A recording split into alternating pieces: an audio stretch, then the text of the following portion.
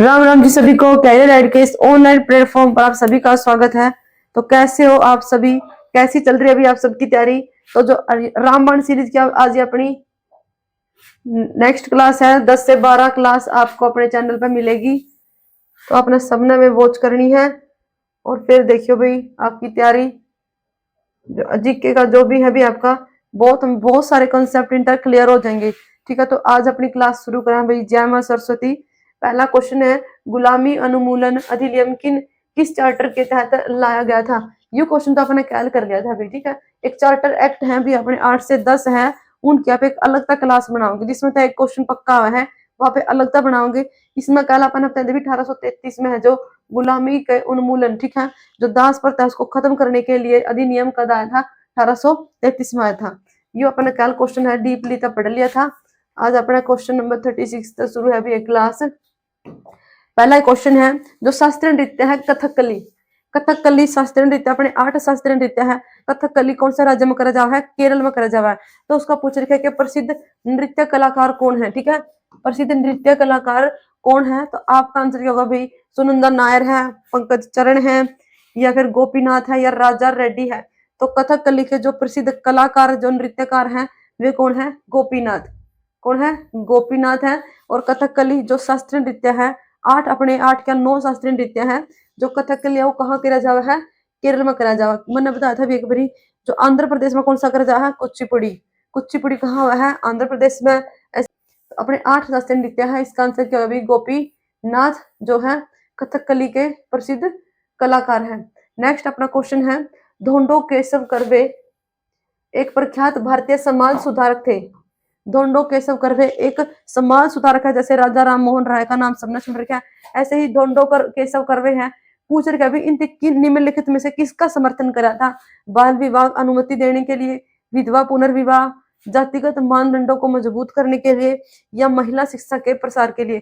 तो धोंडो कर्वे जो एक समाज सुधारक है, उन्होंने महिलाओं की शिक्षा के लिए बहुत जबरदस्त कदम उठाए थे। इन्होंने ही पहला महिला विश्वविद्यालय मुंबई में खोला था। तो इनका जो क्या समर्थन करा था भाई? महिला शिक्षा के प्रसार का समर्थन किया था धोंडो केशव कर्वे ने। पहला महिला विश्वविद्यालय कहाँ खोला गया था? मुंबई में। किसने खोला था? वो धोंडो केशव कर्वे ने। अगर बात करें भाई जो विधवा पुनर्विवाह अधिनियम, ठीक है, जो विधवा पुनर्विवाह अधिनियम है, ये 1856 में आया था। ठीक है, 1856 में आया था। उस टाइम पर कौन थे भाई? गवर्नर जनरल थे लॉर्ड कैनिंग है। तो जो विधवा पुनर्विवाह अधिनियम 1856 लॉर्ड कैनिंग के काल में पारित हुआ था, यह बात याद रखनी है। और एक है बाल विवाह, ठीक है, बाल विवाह निषेध अधिनियम। बाल विवाह नहीं होना चाहिए, इसके लिए भाई इसको याद रखना है, शारदा एक्ट। शारदा एक्ट क्या था? बाल विवाह निषेध अधिनियम आया था 1929 में। जो शारदा एक्ट था, इसमें क्या क्या गया था भी? जो लड़की की उम्र तो 14 जरूरी है और लड़के की 18। ठीक है, इसमें लड़की की तो गर्ल की तो कितनी? 14 और बॉय की 18। अगर इनसे कम उम्र के बच्चों की शादी करी जाओगी तो वह बाल विवाह के अंदर आओगी, जो कि कानूनी अपराध है। तो ये शारदा एक्ट में था। दोबारा जो है बाल विवाह निषेध अधिनियम 1929 है, इसमें चेंज करे गए थे। नया जो है बाल विवाह निषेध अधिनियम 2006 आया है। इसमें जो लड़की है, लड़की की उम्र 18 है और जो बॉय है उसकी उम्र है 21। अगर कोई लड़की जो 18 से कम आयु की है या फिर लड़का 21 उम्र से कम का है, तो उनका जो विवाह है भाई वो वैलिड नहीं माना जाएगा। उसके अकॉर्डिंग है जो भाई सजा का और जुर्माना का प्रावधान है अपने भारत में। ठीक है, तो बाल विवाह निषेध अधिनियम या शारदा एक्ट किससे संबंधित है? बाल विवाह निषेध अधिनियम से। धोंडो केशव क्या है भाई? महिलाओं की शिक्षा के संबंध में है, इन्होंने बहुत अच्छे समर्थन किया था। इन्हीं इसीलिए क्या आंसर आएगा भाई? महिला शिक्षा के प्रसार के लिए धोंडो केशव कर्वे ने जो है समर्थन किया था। नेक्स्ट है, भारत के पड़ोसी देश, भारत के पड़ोसी देश बांग्लादेश की मुद्रा अपने तक पूछ रखी है भाई। भारत के अगर पड़ोसी देश की मैं बात करूं, जैसे भारत हो गया, पाकिस्तान हो गया, नेपाल, और एक है श्रीलंका। श्रीलंका, इनकी तीनों की जो मुद्रा है और भारत की ये है भाई रुपया। ठीक है, याद रख लेंगे कि है रुपया है। ठीक है, और बांग्लादेश की क्या है मुद्रा? टका। तो अपना आंसर क्या हो गया भाई? टका बांग्लादेश की मुद्रा है। युआन ये पड़ोसी देश चीन की मुद्रा है, ठीक है, चीन की मुद्रा क्या है? युआन है। कयात की बात करूं तो ये है म्यांमार, ठीक है, ये म्यांमार जो अपना भारत का पड़ोसी देश है उसकी मुद्रा क्या है? क्यात है। अगर ऐसे ही पूछ ले भाई ये है भूटान की क्या है मुद्रा? नेगुलट्रम, ठीक है,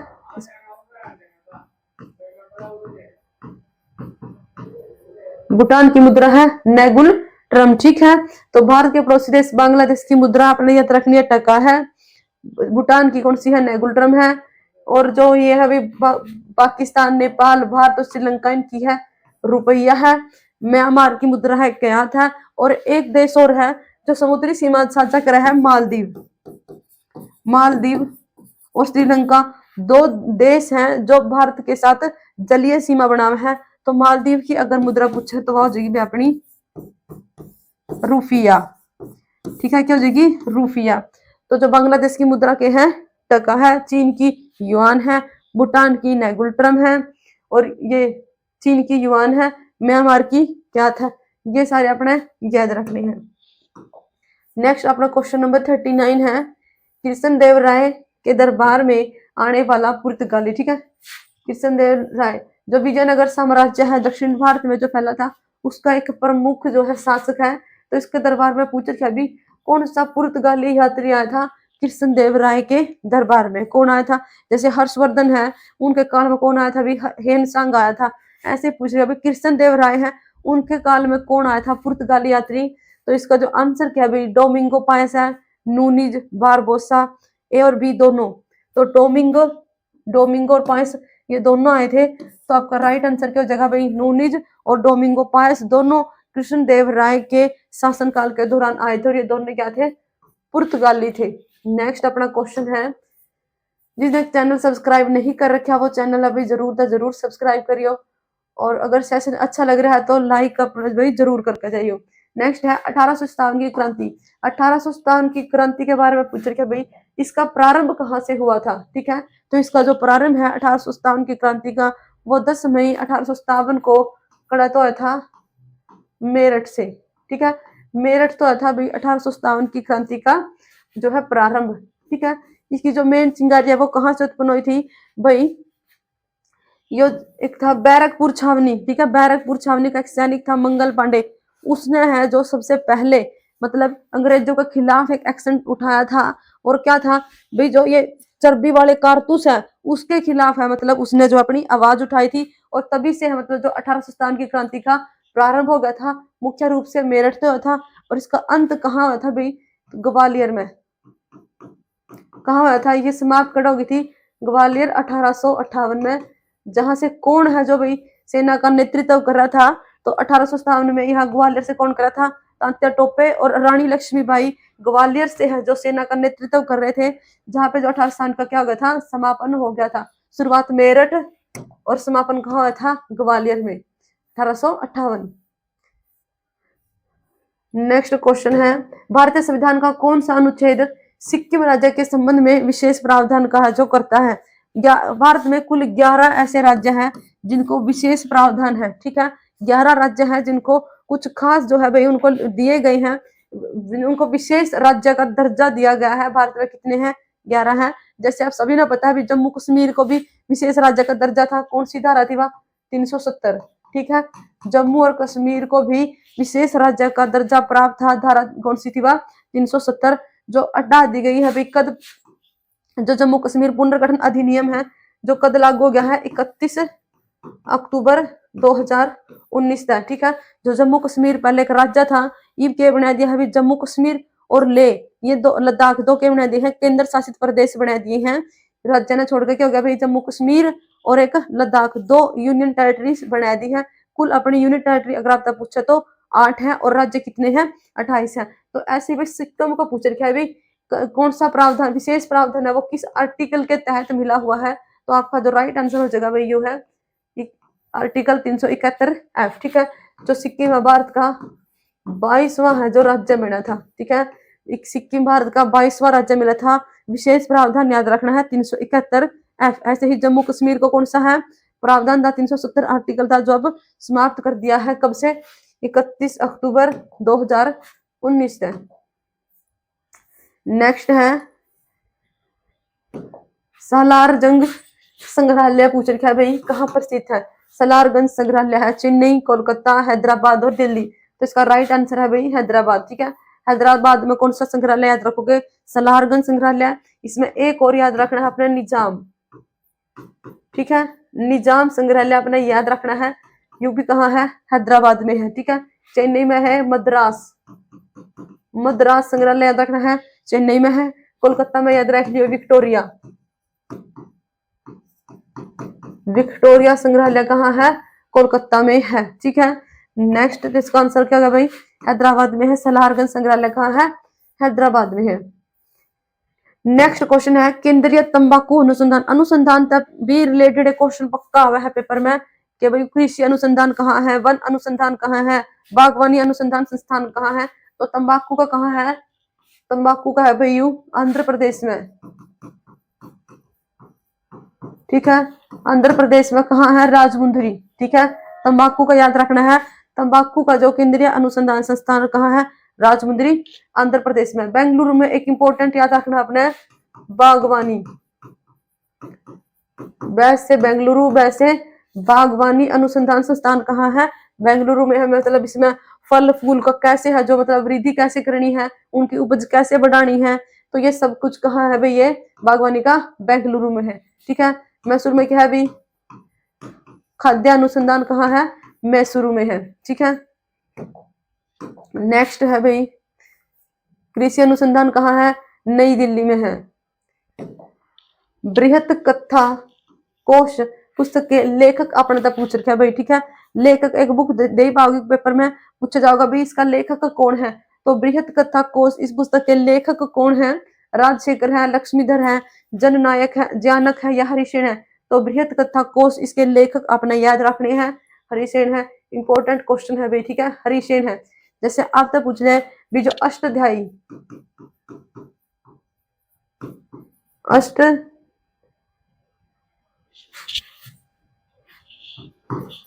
अष्टाध्यायी के लेखक पूछ रहे आते हैं महाभाष्य, महाभाष्य पूछ लिया, अर्थशास्त्र के पूछ लिया अर्थशास्त्र के लेखक कौन है। ठीक है, अष्टाध्यायी के लेखक कौन है पाणिनि, पाणिनि। ठीक है, महाभाष्य के कौन है पतंजलि। ठीक है, अर्थशास्त्र के कौन है कौटिल्य, कौटिल्य या चाणक्य। गीता का रहस्य कौन है बाल गंगाधर तिलक है। आनंद मंठ के कौन है बंकिम चंद्र चटर्जी है। ये 4-5 पुस्तक आपने जरूर याद रखनी है। तो बृहत कथा कोश के लेखक कौन है हरिसेन। नेक्स्ट अपना क्वेश्चन है कला संरक्षण संग्रहालय कहाँ पर है। ठीक है, देखो संग्रहालय से संबंधित तीसरा क्वेश्चन अपना आज आ लिया भाई। तो कला के संरक्षण के लिए पूछ रखा है संग्रहालय कहाँ है, चित्तरंजन बंगाल, वाराणसी, दिल्ली या पेरम्बूर। तो अगर आपने क्वेश्चन नहीं भी आवा है तुक्का लगाना है तो नई दिल्ली पे लगाओगे। ठीक है, नई दिल्ली पे आपने तुक्का लगाना है। बहुत सारे जो अनुसंधान और संग्रहालय है वे कहाँ है नई दिल्ली में है। तो कला के संरक्षण कर संग्रहालय मुख्यालय कहाँ है यू नई दिल्ली में है। यू पक्का आपने याद रखना है। नेक्स्ट अपना क्वेश्चन है और एक यू अभी भारतीय नौसेना और किसी भी देश के साथ है जो अभ्यास करे जावे हैं। ठीक है, सैन्य अभ्यास करे जावे हैं। तो इस तरह पूछ लिया अभी वरुण। ठीक है, वरुण पूछ ले या गरुड़। ठीक है, वरुण और गरुड़ भारत और किस देश के साथ हुए हैं फ्रांस। ठीक है, फ्रांस के साथ भारतीय सेना और फ्रांस की सेना जो युद्ध अभ्यास कर रहा है वरुण है और एक है गरुड़ है। जापान गला अपने याद रखना है जीमैक्स, जीमैक्स और सूर्य किरण, सूर्य किरण आपने ये 2 याद रखने हैं। अमेरिका गला एक इंपॉर्टेंट है ये याद रखना है वज्र प्रहार। ठीक है, वज्र प्रहार किसके साथ हुआ है अमेरिका की सेना और भारतीय सेना का बीच में। ये क्यों है भाई ये द्विपक्षीय सैन्य अभ्यास है। ठीक है, ये आपस में प्रैक्टिस कर रहे हैं, अपनी अपनी तरकीब साझा कर रहे हैं भारतीय सेना और अन्य देशों के साथ। तो फ्रांस के साथ याद रखना है वरुण है और गरुड़ है। अमेरिका गला याद रखना है वज्र प्रहार है और जापान गला याद रखना है जीमैक्स और एक है सूर्य किरण। नेक्स्ट अपना क्वेश्चन है क्वेश्चन नंबर 47 है, राजधानी से संबंधित भी क्वेश्चन आपने पेपर में पक्का मिलेगा, ठीक है। राजधानी और मुद्रा जो इंपॉर्टेंट देश है इनकी एक अलग पे क्लास लेके आवांगे, ठीक है, कि आपका क्वेश्चन गलत नहीं हुआ है। तो आयरलैंड की जैसे राजधानी पूछ रही है भाई इसमें, तो आयरलैंड की जो राजधानी है वह कौन सी है, डबलिन, ठीक है। आयरलैंड की राजधानी कौन सी है, डबलिन है। ओटावा किसकी राजधानी है, याद रखना है, कनाडा की, ठीक है। एक बार में ये याद करने होंगे हैं आपने, कम से कम दो तीन बार है जो पढ़ने पड़ेंगे भाई, देश, उनकी राजधानी और मुद्रा, इन मतलब क्वेश्चन पक्का आने की गारंटी हुआ है। ब्रुसेल्स किसकी राजधानी है, यह है बेल्जियम की, किसकी है, बेल्जियम की। यह हेलसिंकी किसकी है, फिनलैंड की, ठीक है। राजधानी लिखो, मुद्रा लिखो तो आप कहीं याद हो जाएंगे। तो आयरलैंड की अपने याद रखनी है, डबलिन है। ओटावा किसकी है, कनाडा की। बेल्जियम की राजधानी कौन सी है, ब्रुसेल्स। और फिनलैंड की राजधानी कौन सी है, हेलसिंकी। ये चारों आपने याद रखनी है। नेक्स्ट आप क्लास लेके आओगे भी जिसमें देश, उसकी राजधानी और मुद्रा साथ में नहीं मिलेगी, ट्रिक के साथ आप इसकी कराओगे भाई कवर। नेक्स्ट अपना क्वेश्चन है जीआई टैग से संबंधित है, ठीक है। वेंकटगिरी एक साड़ी है, जीआई टैग प्रदान किया गया है भी, यह किस राज्य की है, ठीक है। तो इसका आंसर है आंध्र प्रदेश। आंध्र प्रदेश जो जीआई टैग है ये 10 साल खातर दिया जावा है। कोई भी खास वस्तु उसमें कोई खासियत है तो उन वस्तुओं ने जीआई टैग देवा है राज्य सरकार। कितने साल तक देवा है, 10 साल, ठीक है, 10 साल। फिर मतलब है इनका दोबारा तय नवीकरण कराना पड़ा है, दोबारा तय जीआई टैग जो मिल रहा है। सबसे पहला अगर आप तक क्वेश्चन पूछ लिया, अब लगभग है 658 ऐसी वस्तु है भारत में जिनको जीआई टैग मिल चुका है, ठीक है। जीआई टैग की अगर आप तक पूछ ले साल कितनी है, 10 साल हुआ है। तो सबसे पहला जो दार्जिलिंग की चाय है, भारत में जीआई टैग सबसे पहला किसने मिला था, दार्जिलिंग की चाय ने मिला था 2004 में। यू अपने याद रखना है कि जो पहली चीज तो सारे पेपर में पूछी जा रहा है। तो जीआई टैग प्राप्त करने वाली कौन सी वस्तु है अभी भारत में, तो दार्जिलिंग की चाय कब मिला, 2004 में। अब तक मतलब लगभग 658 इसी वस्तु है जिनको जीआई टैग मिल चुका है। तो वेंकटगिरी साड़ी जिनको जीआई टैग मिला है, पूछ रखे अभी वह किस राज्य की है, याद रखोगे आंध्र प्रदेश की है, ठीक है।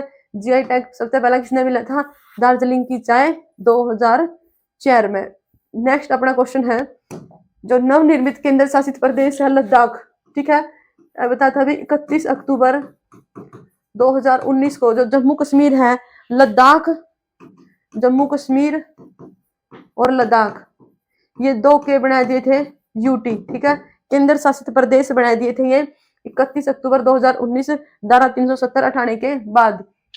तो पूछ रही है अभी लद्दाख की सीमा कितने राज्य और केंद्र शासित प्रदेश से लग है।